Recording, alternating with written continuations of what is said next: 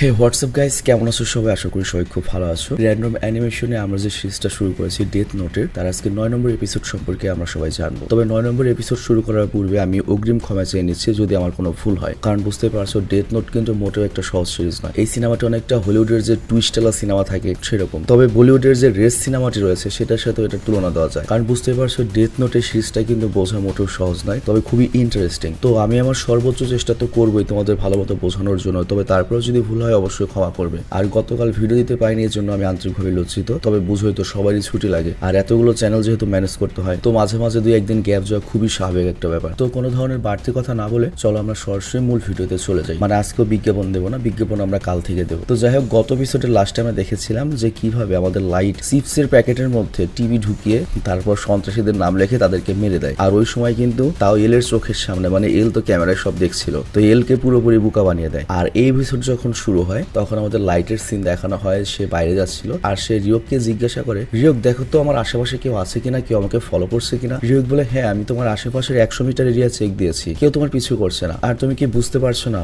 আমার অবস্থা খারাপ হয়ে যাচ্ছে, প্লিজ আমাকে তাড়াতাড়ি আপেল খাও। লাইট তখন বলে, তুমি কি শোনোনি টিভিতে যে অ্যানাউন্সমেন্ট দিয়েছে যে আমেরিকা 1500 FBI এজেন্টকে জাপানে পাঠিয়েছে? রিয়ক তখন বলে, তুমি নিজেই তো বলেছিলে সেসব মিথ্যা, আর সত্যি সত্যি যদি 1500 এজেন্ট তারা পাঠাতো, এটা তো তারা সিক্রেট রাখতো, এটা তারা মিডিয়া কেন করলো? তো লাইট তখন বলে, হ্যাঁ মেবি তুমিই ঠিক। আর তারপর লাইট করে রিয়কের জন্য আপেল কিনে এবং তাকে আপেল খায়। আর রিয়ক তখন বলে, লাইট তুমি খুব ভালো, তুমি একটা শিনিগামের অনেক ভালো খেয়াল রাখছো, তবে দুঃখের বিষয় হচ্ছে একদিন না একদিন তোমার ডেথ নোটেই তোমার নাম আমার লিখতে হবে। তো এই কথা শুনে লাইট হাসে, আর রিয়ক তখন বলে, দেখো তোমার জায়গায় যদি আমি থাকতাম এই কথা শোনার পরে হাসতাম না, একদমই হাসতাম না। আর অন্যদিকে আমাদের টাস্ক ফোর্সের সিন দেখানো হয়, যেখানে চিফ এলকে বলে, দুদিন আগে যে পার্স চোর আর একটা অ্যাজেম্বল যে হার্ড ওয়ার্কারকে মারা গিয়েছে, আমার মনে হয় না ওই দুই ক্রিমিনালের ব্যাপারে আমার ফ্যামিলির কোনো নলেজ ছিল, তো সেই হিসেবে তারা নির্দোষ, তাই না? কিন্তু এল তখন বলে, দেখো যেহেতু কিরা ভিকটিমের মৃত্যুর সময় কন্ট্রোল করতে পারে, তো সেহেতু সে এমন কিছু করতে পারে যে ব্রডকাস্ট না দেখেই ভিকটিমকে মেরে ফেলা। তার মানে এখানে চিফ চেষ্টা করছে তার পরিবারকে নির্দোষ প্রমাণ করতে, আর অন্যদিকে লাইট এখনো বলছে যে না এখনো পুরোপুরি ক্লিয়ার নয়, সন্দেহ একটু হলেও আছে। তো এদিকে আমরা দেখি লাইট বাড়িতে চলে আসে, আর সে বলে, ওই পটেটো চিপসের ট্রিক্সের সাহায্যে আমি শুধুমাত্র 2জন ক্রিমিনালকে মারতে পেরেছি, কিন্তু এতে কাজ হবে না, কারণ ওরা ছোটখাটো ক্রিমিনাল ছিল, আমাকে আগের মতো বড় ক্রিমিনালদের মারতে হবে। তো এরপর লাইট করে কি টিভি অন করে নিউজ দেখা শুরু করে, আর লাইট বলে, আমি আগের মতো বড় ক্রিমিনালদের মারতে পারবো না, ছবি ছাড়া বা ইনফরমেশন ছাড়া আমি কাউকে মারতে পারি না। তো যদি কিরা এরকম ভাবে বড় ক্রিমিনাল মারা বন্ধ করে দেয় তাহলে সন্দেহ আমার উপরে আসবে। তো এর জন্য আমাকে যেটা করতে হবে, আমাকে একটা নির্দিষ্ট টাইমে খবর দেখে ক্রিমিনালদের ফেস মনে রাখতে হবে, আর তারপর আমি যখন বাইরে যাব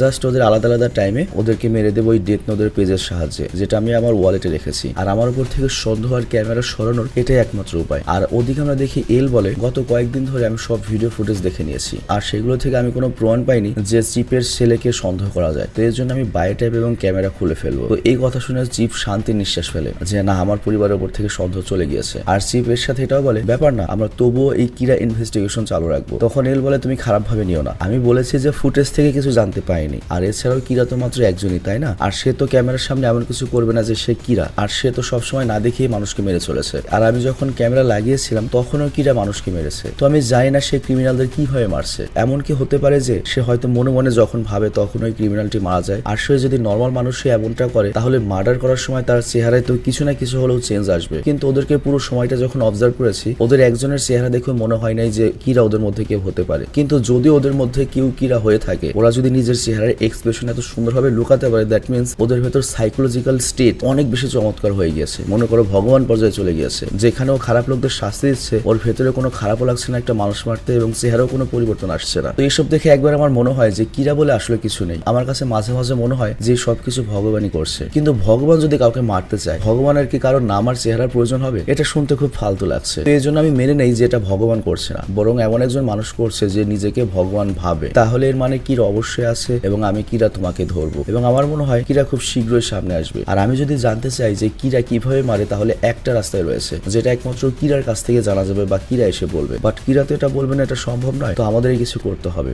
আর এদিকে আমরা দেখে রিয়ক করে কি লাইটের পুরো ঘর চেক করে এবং বলে, লাইট আশ্চর্যের ব্যাপার, একটা ক্যামেরাও নেই। আর এদিকে আমরা দেখি রিয়ক লাইটের ঘর আবার চেক করে এবং দেখতে পাই ঘরে একটা ক্যামেরাও নেই। আর তারপর সে লাইটের সাথে কথা বলার চেষ্টা করে, কিন্তু লাইট ইশারায় বলে, দেখো ক্যামেরা যেতে পারে কিন্তু বায়োটেপস মানে মাইক্রোফোন এখনো থাকতে পারে, সেটার ব্যাপারে আমরা জানি না। আর যেহেতু এখন ক্যামেরা নেই, এই জন্য সে রিয়কে একটা আপেল দেয়, আর মনে মনে ভাবে যেহেতু ক্যামেরা নিয়ে গিয়েছে তার মানে আমার উপর থেকে সন্দেহ চলে গিয়েছে, এখন জাস্ট আমাকে এলের কাছ থেকে মুক্তি পেতে হবে, আর এরপর আমাকে এই দুনিয়ার ভগবান হওয়া থেকে কেউ আটকাতে পারবে না। তো যাই হোক, এরপর আমরা নেক্সট দিনের সিন দেখতে পাই যেখানে লাইটের এক্সাম হচ্ছিল আর লাইটও এক্সাম দিতে যাচ্ছিল। তো লাইট এখানে বলে ভালোই হয়েছে, আমার টেস্টের আগে অন্তত একটা টেনশন শেষ হয়েছে। তো এরপর যখন এক্সাম শুরু হয় সেই এক্সাম হলে যে টিচারটা ছিল সে করে কি একটা স্টুডেন্টকে অনেক বকতে থাকে এবং তাকে বলে ঠিকভাবে বসো। আর তখন আমরা দেখতে পাই আমাদের এল মানে যেভাবে বসে থাকে চেয়ারের উপর পা উঠিয়ে সেভাবে বসে রয়েছে। তো এখানে প্রথমবারের মতো লাইট এল কে দেখে আর এলও লাইটকে দেখতে পায়, তবে এল লাইটকে চিনলেও লাইট এল কে চেনে না। আর অন্যদিকে আমাদের শিনিগামীদের পৃথিবী দেখানো হয় যেখানে শিনিগামীরা জুয়া খেলে টাইম পাস করছিল আর তারা বলছিল যে কিভাবে রিওকে একজন সাধারণ মানুষের কাছে ফেসে গিয়েছে এবং একটা সাধারণ মানুষকে পোষা প্রাণী বানিয়ে রেখে দিয়েছে। আমাদের মনে হয় না রিওকে আর ফেরত আসতে পারবে। আর তখন রিওকের একটা বন্ধু শিনিগামী বলে আমি দেখতে চাই যে মানুষের দুনিয়াতে কি চলছে। আর এরপর দৃশ্য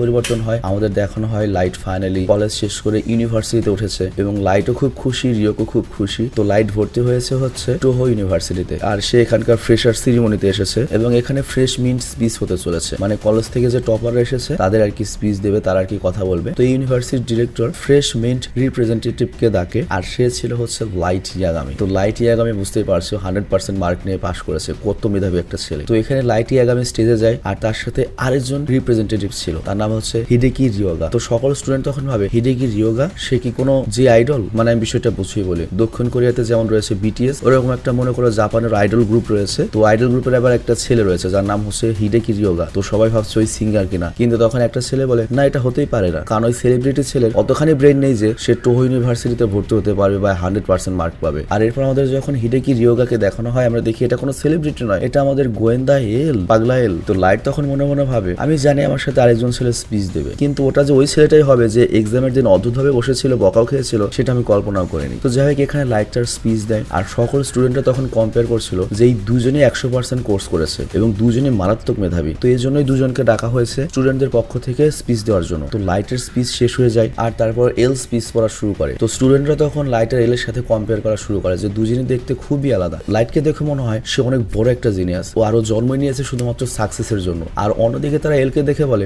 যে এই ধরনের মানুষকে বলা হয় ম্যাড জিনিয়াস, মানে আইনস্টাইনের মতো বড় ধরনের জিনিয়াস কিন্তু পাগলা পাগলা। অদ্ভুত ভাবে তার স্পিচ পড়ছিল এবং পেপারটাও ধরেছিল অদ্ভুত ভাবে। তো স্টুডেন্টরা এটা দেখে বলে এই ছেলেটা হয়তো পড়াশোনাকেও সিরিয়াসলি নেয় না, কিন্তু তারপর সে টপার। আর এরপর যখন আমাদের দেখানো হয় মানে এল এর পেপারটা, আমরা দেখি পেপারে কিছু লেখাই নেই, সে শুধুমাত্র অ্যাক্টিং করছে যে আমি লেখা দেখে পড়ছি। তার মানে এল যেগুলো বলছিল সব নিজের থেকে স্পিচ দিচ্ছিল। তো বুঝতেই পারছো এলও কত বড় মেধাবী। তো যাই হোক এরপর অনুষ্ঠানটা শেষ হয়ে যায়, তারা দুজনে স্টেজ থেকে নামে আর স্টেজ থেকে নিচে নামার পরে এল লাইটকে বলে তুমি আগামী সহচরীর ছেলে লাইট তাই না, যিনি একজন এনবিএ ডিটেকটিভ সুপারিনটেন্ডেন্ট। আর তারপর তারা দুজন একসাথে বসে আর এল তখন লাইটকে জিজ্ঞেস করে তুমি কি এমপি অফিসার হতে চাও, কারণ তুমি এর আগে অনেক পুলিশকে কেস সলভ করতে সাহায্য করেছো তাই না, আর তুমি বর্তমানে কিরা কেসেও বেশ আগ্রহ দেখাচ্ছ, তোমার উপর আমার পুরো ভরসা রয়েছে। আর এই জন্য আমি তোমাকে একটা সিক্রেট বলতে চাই, আমি নিজেও কিন্তু কিরা ইনভেস্টিগেশনের সাথে রিলেটেড। তো লাইট তখন ভাবে আমার এখন কি করা উচিত, তাকে কি ইগনোর করা উচিত? আর ও যে কথা বলছে যে কিরা ইনভেস্টিগেশনের সাথেও রিলেটেড, তার মানে ওর কাছে কিরা ইনভেস্টিগেশনের কোনো জরুরি তথ্য থাকতে পারে। আর ওই তথ্যটা কি আমার জানা উচিত, আমার এখন কি রিঅ্যাকশন করা উচিত? তো লাইট তখন বলে আচ্ছা ঠিক আছে, আমি কাউকে কিছু বলবো না। তো তারপর এল করে কি লাইটের দিকে ঘুরে বসে, মানে দেখো এল এর বসার স্টাইলটাই কিন্তু আলাদা। তো যাই হোক এল কেন ওইভাবে বসে এটা আমরা পরে জানতে পারবো। তো এল তখনই আমাদের সবাইকে অবাক করে দিয়ে বলে লাইট আমি এল। আর তারপর এল করে কি লাইটকে অবজার্ভ করতে থাকে লাইটের রিয়াকশন দেখার জন্য। আর লাইট তখন মনে মনে ভাবে ও কি বলছে, সত্যিও এল? এটা হতেই পারে না যে এল আমার সামনে এসে বলবে যে আমি এল, কারণ ও আমাকে সন্দেহ করে। তবে আমি জানতাম সে কিছুটা অদ্ভুত, কিন্তু এটা একটু বেশি অদ্ভুত হয়ে গেল। এটি তো অনেক খারাপ হচ্ছে, আমি তো কাঁপছি ভেতর থেকে। এখন আমার কি রিয়াকশন দেওয়া উচিত? আমার কি অবাক হওয়া উচিত হবে না? সে যদি সত্যিই এল হয় তাহলে কি আমাকে ন্যাচারালি অভিনয় করা উচিত, নাকি সইচরি ইয়াগামের ছেলের মতোই থাকা উচিত? তো তারপর লাইট নিজেকে ঠিক করে এলকে বলে তুমি যদি সত্যি এল হও তাহলে আমি তোমাকে অনেক রেসপেক্ট করি। এল তখন বলে থ্যাংক ইউ। আর তারপর বলে আমি তোমার সামনে এজন্য এসেছি কারণ আমার মনে হয় তুমি কিরাকে সলভ করতে আমাকে সাহায্য করতে পারবে। আর এখানে এল মনে মনে ভাবে লাইট ইয়াগামি, যদিও তোমার কিরা হওয়ার পসিবিলিটি 5%, কিন্তু যখন থেকে আমি তোমাকে দেখছি তোমার মধ্যে আমি আলাদা কিছু ব্যাপার দেখেছি, তুমি একটু বেশি পারফেক্ট। তুমি যদি কিরা হও তাহলে তুমি যত প্রেশার নেই সিচুয়েশনে একেবারে নর্মাল ভাবে আমাদের দেখাচ্ছ সেটা সত্যি অবিশ্বাস্য। তবে আমি এটাও বিশ্বাস করি তুমি এখন যে প্রেশারটা ফিল করছো এই প্রেশারে এর আগে কখনোই ফিল করনি। আর রিয়ক তখন লাইটকে বলা শুরু করে ও যদি সত্যি এল হয় তাহলে তো আমি পুরো ইমপ্রেস হয়ে গিয়েছি বা এই শালা তো একটা মাল। লাইট তখন মনে মনে বলে সত্যিও যদি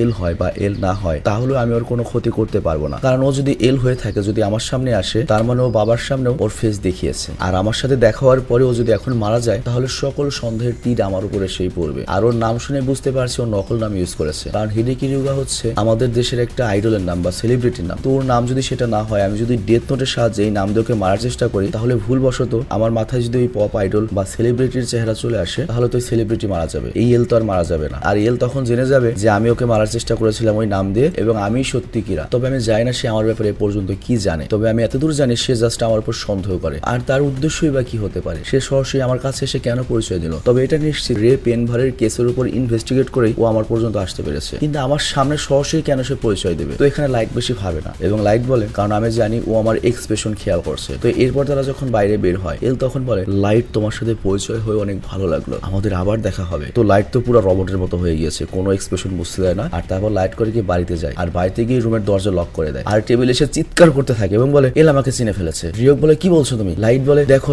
এর আগে আমি কখনো এত নার্ভাস এত লজ্জিত হয়নি। ও যখন পরিচয় দিয়েছে এল আমি তখন পুরো হ্যাং হয়ে গিয়েছিলাম। রিয়ক তখন বলে তুমি এখনো কেন আমার শিনিগামি চোখ নিচ্ছ না কেন? তাহলে তো তুমি এল কে দেখলো ওর আসল নাম জানতে পারো আর ওকে মেরে দিতে পারো। লাইট তখন চিৎকার করে বলে আরে হারামজাদা, এটা যদি একটা ফাঁদ হয় তখন আমি কি করবো? আর ও যদি সত্যি এল না হয়, এল সে যে আমার কাছে যদি আসে তাহলে ওকে মেরে আমি কি প্রমাণ করে দেবো যে আমি কিরা? তবে তারপরে ওকে আমার মারতে হবে, যাই কিছু হয়ে যাক না কেন। কিন্তু সমস্যা হচ্ছে আমি যদি ওকে মেরে ফেলি সব সন্দেহ তো আমার উপরে আসবে। আর ডেথ নোটের সবচেয়ে বড় সমস্যা ত্রুটিটা হলো আমি অন্য কাউকে কন্ট্রোল করে কাউকে মারাতে পারবো না। যদি এটা সম্ভব হতো তাহলে আমি একটা সন্ত্রাসী দিয়ে ওকে মারিয়ে দিতাম। তো এর জন্য ডেথ নোট একেবারে মূল্যহীন। রিয়ক তখন বলে নর্মালি লাইট কত শান্ত থাকে, কিন্তু আজকে এই সিচুয়েশনের পরে লাইটকে অনেক চিন্তিত দেখাচ্ছে। আর তখন লাইট বলে আমার একবার মনে হচ্ছিল আমি যদি একবার ওর নাম জানতে পারি তাহলে আমি ওকে সুইসাইড বা কোনো অ্যাক্সিডেন্টে মেরে ফেলবো, কিন্তু যতক্ষণ না পর্যন্ত আমার 100% বিশ্বাস হচ্ছে যে ওই এল তাহলে ওকে মেরে আমার কোনো লাভ নেই, উল্টো আমি ধরা পড়ে যাবো। কিন্তু তারপরে আমি যেভাবে ওকে মারি না কেন সন্দেহ আমার উপরে আসবে, পুলিশ আমাকেও সন্দেহ করবে। আর আমি ওকে অনেক হালকা ভাবে নিয়েছি আর আমি আজ পর্যন্ত কখনো ভাবিনি যে এল আমার সামনে এসে সরাসরি বলবে যে আমি এল। তো এর মানে কি হতে পারে? ও যে কয়জনকে সন্দেহ করেছে সবার সামনে গিয়েছে এবং সবাইকেই বলেছে আমি এল। আর তাছাড়া এটা হওয়ারও সম্ভাবনা রয়েছে যে ও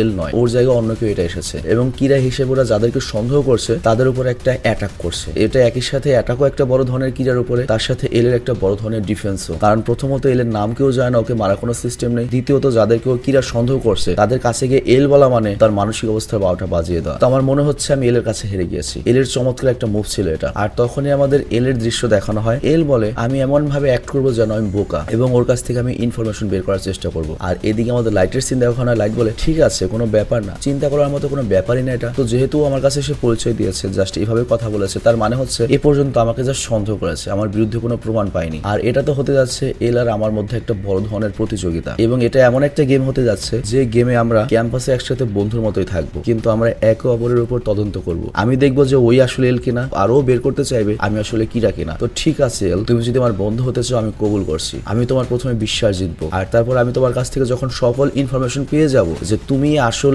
এল, তখন যা মনে হয় তাই হোক আমি তোমাকে মেরে ফেলবো। যদি ডেথ নোট না দিয়ে নিজের হাতেও তোমাকে মারতে হয় আমি তাও তোমাকে মেরে ফেলবো। তো রেডি থেকো এল। আবার ওদিকে এল ও লাইটের কথা বলে আমি রেডি আছি, মানে বুঝতেই পারছো কথা মিলিয়ে দেওয়া হয়েছে আর কি। তো এখানে 9 নম্বর পর্বটা শেষ হয়ে যায়। তো 9 নম্বর পর্বে যেটা ঘটলো আমাদের এল আর লাইট ওরা কিন্তু অনেক কাছে চলে আসলো এবং এর পরে থেকে যেটা হবে ওরা দুজন বন্ধুর মতো থাকবে, পাশাপাশি থেকে মনে করে একে অপরের উপর ইনভেস্টিগেট করবে এবং আমাদের লাইটের টার্গেট হচ্ছে ওটা যদি আসলে এল হয়ে থাকে ওকে মেরে ফেলবো, যা মনে হয় তাই হোক না। আবার এদিকে এলও কিন্তু অত বলদ না, এলও কিন্তু খুবই ধুরন্ধর খুবই চালাক। তো বুঝতেই পারছো ডেথ নোট জমতে চলেছে। তো ভালো থেকে সুস্থ থাকো, বিদায় নিচ্ছি, কালকে আরেক পর্ব আসছে। আর গাইস ডেথ নোটের ভিডিওটা শেষ করার পূর্বে ছোট্ট একটা সুখবর দিচ্ছি, সেটা হচ্ছে অনলি জাপানিজে কিন্তু জুজুৎসু কাইজেনের 19 এবং 20 নম্বর পর্ব অলরেডি রিলিজ হয়ে গিয়েছে, যেখানে অফিসিয়ালি জুজুৎসু কাইজেনের এই পর্যন্ত মাত্র 12 থেকে 13টা পর্ব রিলিজ হয়েছে। তো বুঝতেই পারছো আমরা প্রায় 7টা পর্ব এগিয়ে রয়েছি। তো তোমরা যারা জুজুৎসু কাইজেনের ভিডিও দেখতে চাও তারা পিন কমেন্ট এবং ডিসক্রিপশন থেকে বা দেখতে পাচ্ছ ইন্ড স্ক্রিনেও জুজুৎসু কাইজেনের ওই ভিডিওটা রয়েছে, সেখানে ক্লিক করে আজকের ভিডিওটা দেখে আসো এবং এনজয় করো। তো বিদায় নিচ্ছি, বাই বাই।